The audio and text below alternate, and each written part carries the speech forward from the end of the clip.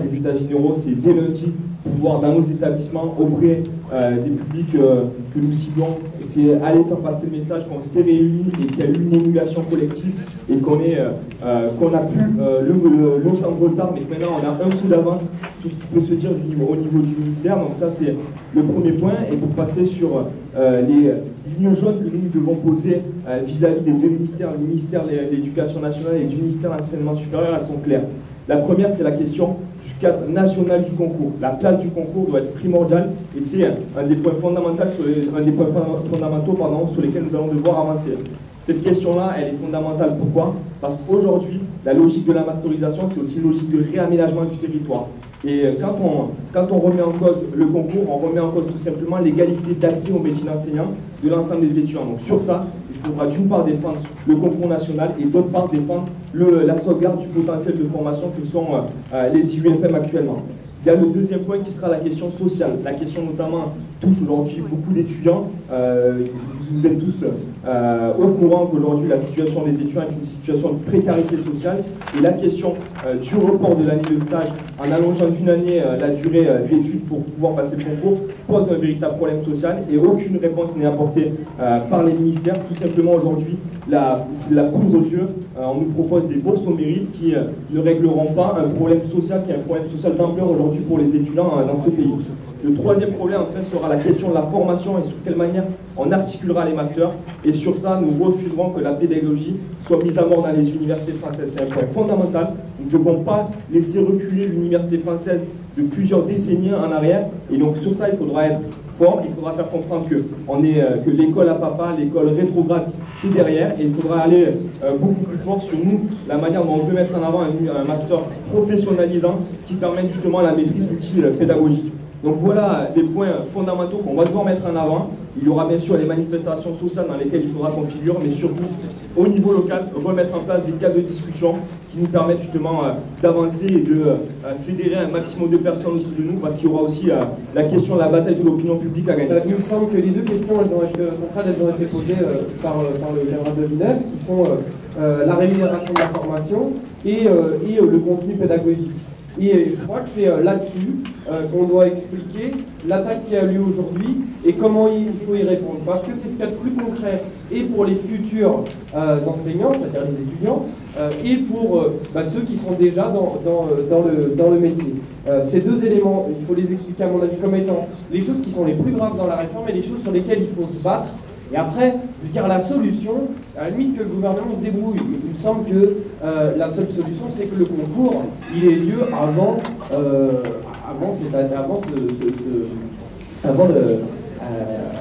M2. Enfin, c'est-à-dire qu'on soit évidemment entré réellement et qu'on soit salarié pour faire la dernière année de formation. Je voulais juste dire une chose aussi, parce que moi aussi je sors du milieu de il n'y a pas si longtemps que ça, c'est qu'avec cette réforme-là, on a quand même un truc exceptionnel, c'est qu'on nous met une période d'essai d'1 an, puisque c'est ça qui se passe avec la titularisation à la fin de la première année de travail. Et je pense que c'est important aussi, notamment au niveau des étudiants, de montrer ça.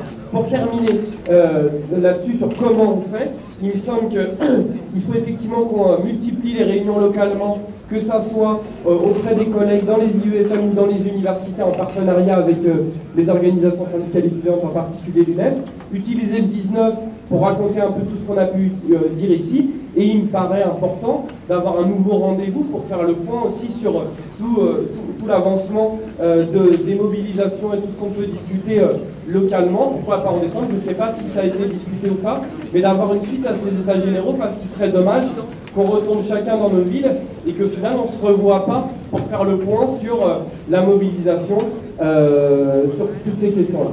Un poste. La date du concours est ce qui permet de déconnecter le fait d'être formé au métier de l'enseignement et le fait d'avoir un poste dans l'éducation nationale, c'est-à-dire de devenir fonctionnaire de la fonction publique. Je regrette que les délégués syndicaux qui sont intervenus ce matin et tout à l'heure reprennent à chaque fois l'image des maîtres auxiliaires recrutés à partir de la licence, parce que ça n'est pas du tout la même chose. Justement, les syndicats sont peut-être les mieux placés pour savoir que face à un gouvernement qui veut recruter massivement des maîtres auxiliaires au niveau licence, il est toujours possible de dire ces nouveaux maîtres n'ont pas été formés. Or, qu'est-ce qui va changer? c'est que les futurs maîtres auxiliaires, les futurs contractuels auront été formés. Et l'État dira, ils sont professeurs parce qu'ils ont un master, les professionnalisant.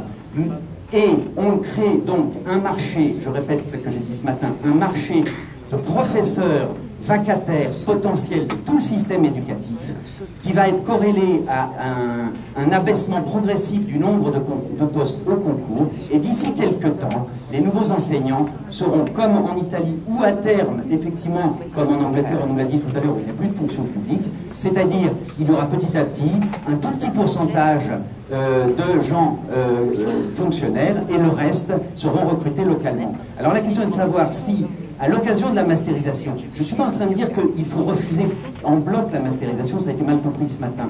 Je crois qu'il y a des tas de questions soulevées par la mastérisation qui peuvent être positives. Je dis simplement qu'au milieu de toutes ces questions, il y a une proposition qui est le véritable objectif. Parce que je pense que les conseillers du président qui l'ont amené au discours du 2 juin se fichent pas mal de savoir quelle sera la part de pédagogie dans les masters, la part de champ disciplinaire. Par contre, ce qui les intéresse, c'est assurément de savoir que d'ici quelques années, le budget de la fonction publique aura considérablement réduit, tout simplement parce qu'on aura supprimé la plus grosse base de recrutement de fonctionnaires dans l'État et qu'on aura fait ce que Allègre voulait faire mais n'a pas fait, c'est-à-dire considérablement dégraisser le maintien.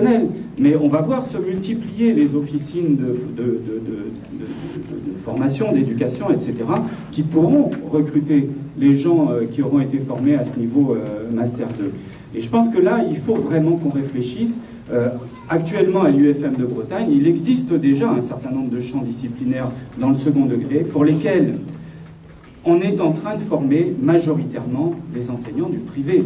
On doit ça à Jack Lang, rappelez-vous, les accords Cloupet-Lang, on lui doit ça, mais de fait, aujourd'hui, eh bien, l'enseignement, la formation d'enseignants de l'école publique est devenue minoritaire dans notre académie. Pensez-y, il se pourrait que bientôt ça vous touche tous et dans toutes les académies. Les instances, les conseils d'administration, les conseils d'école, mais qui est aussi une date aussi où on mène des actions. Il y a eu la nuit des UFM, alors je ne sais pas si c'est il faut récidiver dans ce sens-là, mais qu'il faut qu'on fasse aussi une médiatisation forte et qu'il y ait des actions menées ensemble et qu'on ait une date ce soir et que ces états généraux ne restent pas sans lendemain. Et que ça c'est essentiel si on veut vraiment avoir un impact. Qu'on se pose la question aussi, parce que nos propositions, on va les faire, elles vont être entendues ou non, et qu'est-ce qu'on fait? Est-ce qu'on essaie de monter en puissance au niveau de l'action qu'on mènerait? C'est-à-dire pas être dans une posture de ressenti ou de territoire, mais être dans une posture de construction. On a une petite fenêtre, bon, elle n'est pas très grande. Cette fenêtre, un peu de manière voltairienne, il faut l'occuper avec tous nos talents, toutes nos convictions. Et il me semble, moi, que quelque part qui doit nous animer, c'est en même temps le pari de l'intelligence. Le pari de l'intelligence de nos partenaires, qu'ils soient universitaires, UFM, etc., ils sont capables de penser ensemble. Je pense qu'on est capable de penser ensemble pour le bien commun, pour l'avenir de nos enfants, pour l'avenir du pays. Je crois qu'il faut qu'on fasse ce pari de l'intelligence, sinon on se fait liquider. Alors ça, c'est la première chose. Et la deuxième chose, il me semble que... je crois que... Qu'est-ce qu'il faut faire pour agir? Je crois qu'il faut travailler. Je crois qu'il faut produire des idées. Il faut faire des actions, des manifestations. Mais si on a des actions et des manifestations et qu'on n'a pas produit des idées suffisantes et des idées audacieuses, des idées ambitieuses, des idées attractives, on ne convaincra personne. Et donc je pense que la communauté actuellement, j'ai beaucoup apprécié l'intervention de Patrick Rayoux, qui rappelait qu'il y a quand même eu beaucoup de travaux. La communauté aujourd'hui, elle est capable, moi je le sais, j'en suis certaine, elle est capable de produire une modélisation de la formalisation universitaire extrêmement audacieuse et extrêmement importante. Il faut faire ce pari de l'intelligence et ce pari de nos compétences, et il faut travailler. Et je me rends compte qu'en travaillant aux maquettes, banalement, vraiment, et pas sur les structures, mais sur les contenus, eh bien il y a de nouvelles questions qui apparaissent. Et il faut les résoudre, ces questions. Et c'est dans la résolution collective de ces questions qu'on arrive à faire converger des esprits et qu'on arrive à penser ensemble.